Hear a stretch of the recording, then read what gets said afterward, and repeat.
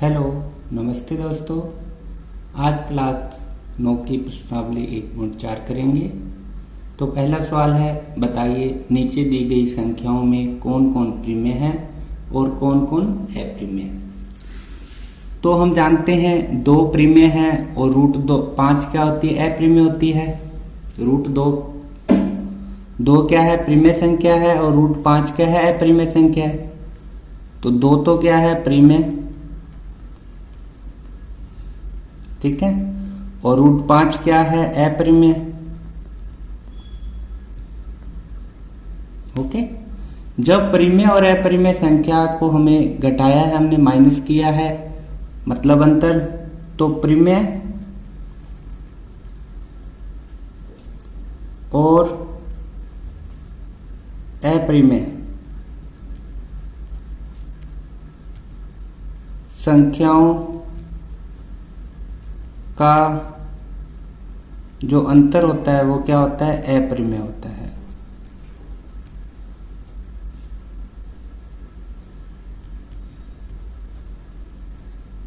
Okay, तो 2 minus √5 क्या हो जाएगी, एक अप्रिमेय संख्या हो जाएगी। ओके, इसी प्रकार 2 नंबर 3 + √23 माइनस √23, तो ये 23 से 23 कैंसिल हो जाएगा, एक प्लस का है माइनस का, तो हमारे पास क्या बचेगा 3, और 3 क्या हो जाएगी, प्रिमेय संख्या।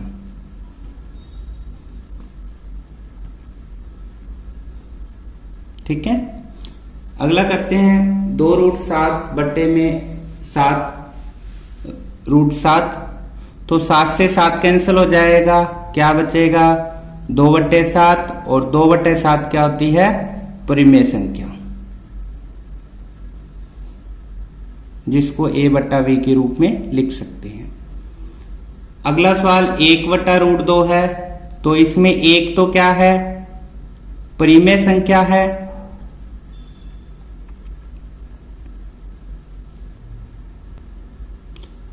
और √2 अप्रिमेय संख्या है। ठीक है, प्रिमेय और अप्रिमेय संख्या का जब भाग लगाते हैं तो भागफल क्या आता है, अप्रिमेय। प्रिमेय और अप्रिमेय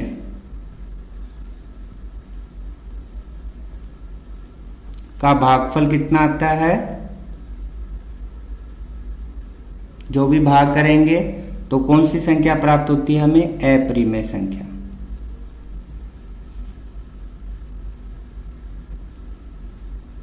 ठीक है, तो 1/√2 भी क्या हो जाएगी, अप्रिमेय संख्या। अब 2π की बात करते हैं, तो 2 तो है वो प्रिमेय संख्या है। ठीक है, और पाई क्या होती है, अप्रिमेय संख्या। तो जब इन दोनों को गुना किया है तो इनका गुणनफल भी क्या होता है, अप्रिमेय। प्रिमेय तथा अप्रिमेय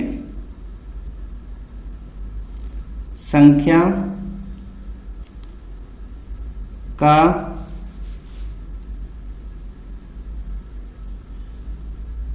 गुणनफल कैसा होता है, अप्रिमेय होता है।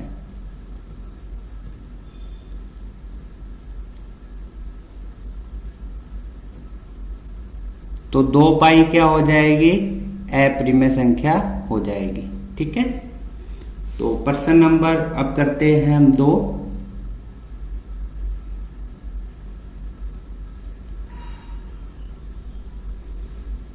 निम्नलिखित व्यंजकों में प्रत्येक व्यंजक को सरल करना है। तो हमें कई व्यंजक दिए हुए हैं, जैसे पहला दिया हुआ है 3 + √3 ब्रैकेट, उसके बाद 2 + √3, मतलब इन दोनों को हमें क्या करना है, सरल करना है। मतलब ये दोनों गुना में है तो गुना करेंगे। कैसे करना है, इस 3 को रखना है हमें, इस 3 को इन दोनों संख्याओं से गुना कर देना है। ठीक है, फिर +√3 है, इसको भी इन दोनों संख्याओं से गुना कर देना है। जब 3 को 2 से गुना करेंगे तो 6 आएगा। 3 को √3 से गुना करेंगे तो 3√3 आएगा। इसी प्रकार √3 को 2 से गुना किया तो 2√3 और 3 को √3 से गुना करेंगे तो कितना आता है? 3 आता है। √3 को 3 से गुना करते हैं तो अकेला 3 आता है। अब ये 6 और 3 जुड़ जाएंगे, 6 और 3 हो जाएगा 9 प्लस √3 3 बार है, √3 इधर 2 बार है, कुल √3 कितने हो जाएंगे? 2 और 3 5। तो इस प्रकार इसको हमें सोल्व करना था। अब प्रश्न नंबर 2 करते हैं। 2 प्रश्न है 3 प्लस √3 ब्रैकेट 3 माइनस √3। इसको सोल्व करते हैं। पहले इस 3 को इन दोनों से गुना कर लेंगे, फिर √3 को इन दोनों से गुना कर लेंगे। तो पहले 3 को हम 3 माइनस √3 से इंटू करेंगे और फिर √3 को 3 माइनस √3 से इंटू करेंगे। जब 3 को 3 से गुना किया तो कितना आएगा? 9। 3 को √3 से इंटू करेंगे तो आएगा 3√3 प्लस √3 को 3 से करेंगे तो 3√3 माइनस √3 को 3 से करेंगे तो आएगा 3। ये एक माइनस है प्लस है, कैंसिल हो जाएगा। हमारे पास 9 माइनस 3 बचेगा और 9 में से 3 घटाएंगे तो उत्तर आ जाएगा 6। इसी प्रकार 3 नंबर सवाल, √5 प्लस √2 की स्क्वायर। इसका मतलब है कि ये 2 बार हैं, यानी √5 प्लस √2 एक बार और √5 प्लस √2 इस प्रकार। स्क्वायर थी तो हम इस पे 2 बार लिख सकते हैं इसको। अब √5 को इन दोनों से गुना करना है, फिर √2 को इन दोनों से गुना करना है। पहले √5 को √5 प्लस 2 से गुना करेंगे, फिर √2 को भी √5 प्लस √2 से गुना करेंगे। जब √5 को √5 से गुना करेंगे तो अकेला 5 आता है। √5 को 2 से गुना करेंगे, दोनों रूट वाली संख्या है तो गुना हो जाएंगे, 5 दूनी 10 तो √10 आ जाएगा। इसी प्रकार √2 को 5 से गुना करेंगे तो ये √10 आ जाएगा। √2 को 2 से करेंगे तो आ जाएगा 2। अब ये संख्याएं क्या हो जाएंगी? जुड़ जाएंगी। 5 और 2 कितने हो जाएंगे? 7 प्लस √10 कितनी बार आया है? एक बार, 2 बार। तो जो 10 आया है वो आया है हमारे पास 2 बार।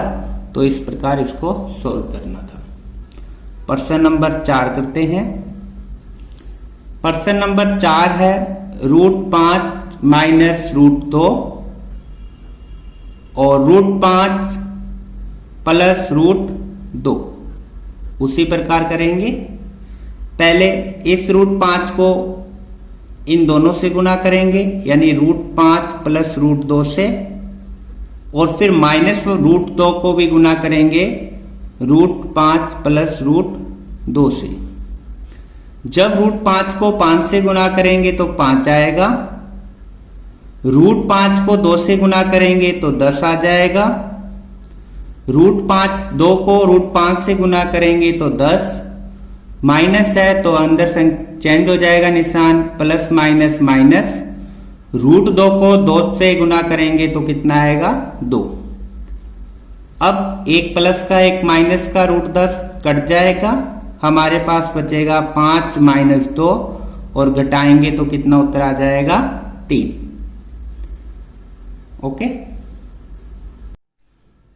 अब प्रश्न नंबर 3 करते हैं। आपको याद होगा कि पाई को एक वृत्त की परिधि मान लीजिए, माना C, और व्यास को D के अनुपात से परिभाषित किया जाता है, अर्थात पाई बराबर C/D। यह इस तथ्य का अंतर विरोध करता हुआ प्रतीत होता है कि पाई अप्रिमेय है। इस अंतर विरोध का निराकरण आप किस प्रकार करेंगे? तो जैसे हमें पता है कि जो परिधि होती है उसका सूत्र क्या होता है? 2πr, ठीक है। और 2r, 2r मिलके क्या बनाती है? व्यास बनाता है, ठीक है। 2r मिलके क्या बनता है? व्यास बनता है। यदि मैं व्यास को इधर भेज दूं तो क्या आ जाएगा? पाई बराबर परिधि बट्टे में व्यास। और ये हमें दिया हुआ है कि परिधि तो हमें c माननी थी और व्यास क्या था? d था, ठीक है। मतलब पाई बराबर c बट्टा d। तो पाई बराबर क्या आया? c बट्टा d, जैसा हमें दिया हुआ है। तो हमें पता है कि c क्या है? कोई परिमेय संख्या, d कोई परिमेय संख्या, ठीक है। परिमेय है या अप्रिमेय ये हमें नहीं पता, परंतु हमें ये पाई पता है। पाई क्या है? एक अप्रिमेय संख्या है। पाई क्या है? एक अप्रिमेय संख्या।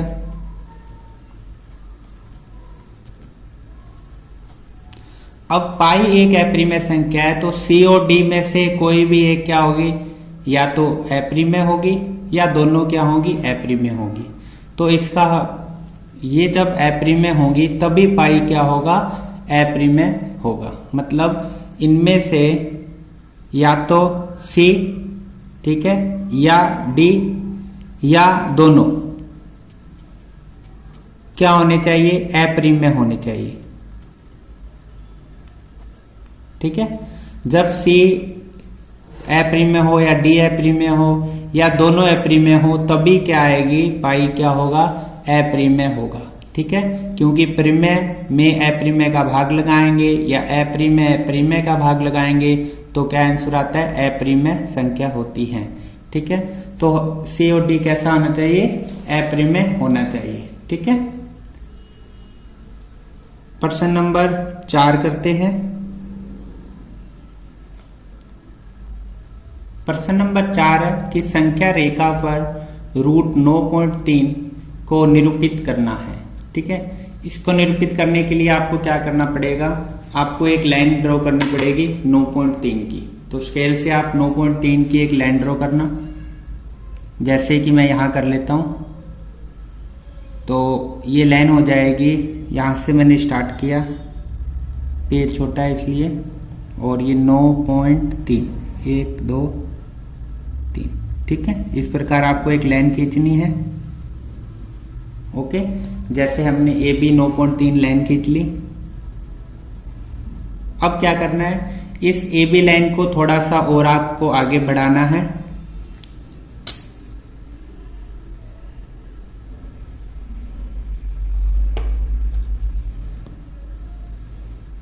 मतलब मैंने यहां तक इसको x तक आगे और बढ़ा लिया, ठीक है। आप यहां पर 1 2 3 लिखना हो तो लिख सकते हैं।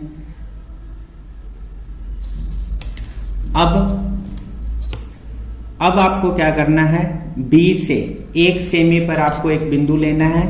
B से आपको 1 सेमी पर यहां आगे बिंदु लेना है, उसको C नाम देना है, ठीक है।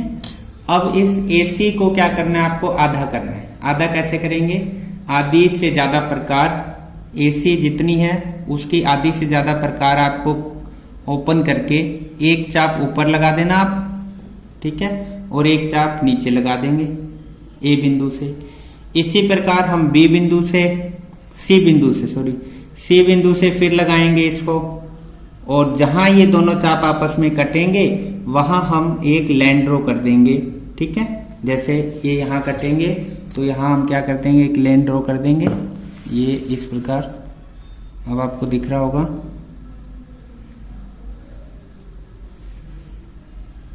ये इस प्रकार हम लाइन ड्रॉ कर देंगे, जो क्या करेगी? AC को क्या कर देगी? आधा कर देगी। जहां हमने यहाँ क्या नाम दे दिया इसको? M बिंदु दे देंगे, ठीक है। अब आपको क्या करना है? अब आपको AC या AB जितनी प्रकार खोलनी, M बिंदु से यानी C तक आपको प्रकार ओपन करनी है। और आपको इस पे एक अर्धवृत्त बना देना है। ठीक है, इस प्रकार हम क्या करेंगे, एक अर्धवृत्त बना देंगे इस पे।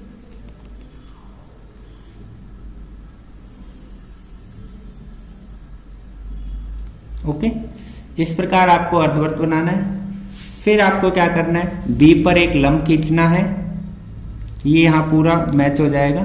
बी पर आपको एक लंब खींचना है, मतलब 90 डिग्री का कोण बनाना है आपको।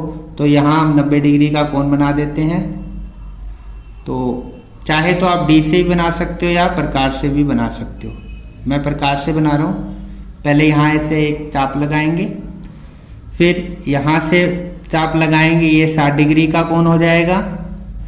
फिर यहाँ से हम लगाएंगे तो ये कितना हो जाएगा, 120 डिग्री का। ओके, फिर 120 और 60 का आधा करेंगे तो कितना हो जाएगा, 90।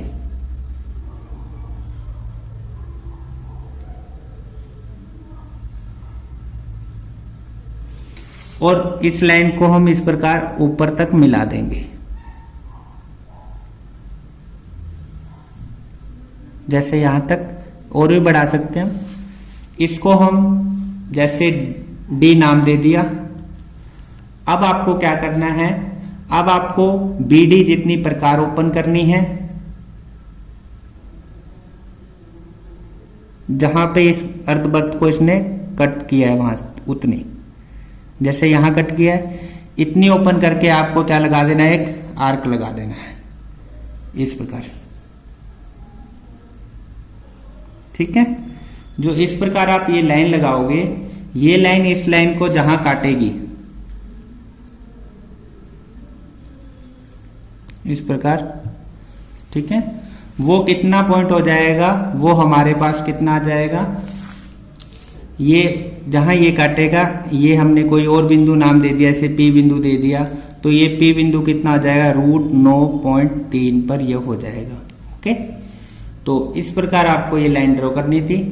9.3 और 9.3 का मान लगभग कितना होता है, 9.3 का मान लगभग कितना होता है, 3 पॉइंट हो जाएगा, लगभग 5 हो जाएगा, 3.5 तक। ठीक है, 3.5 तो ज्यादा हो जाएगा, तो 3.05 हो जाएगा।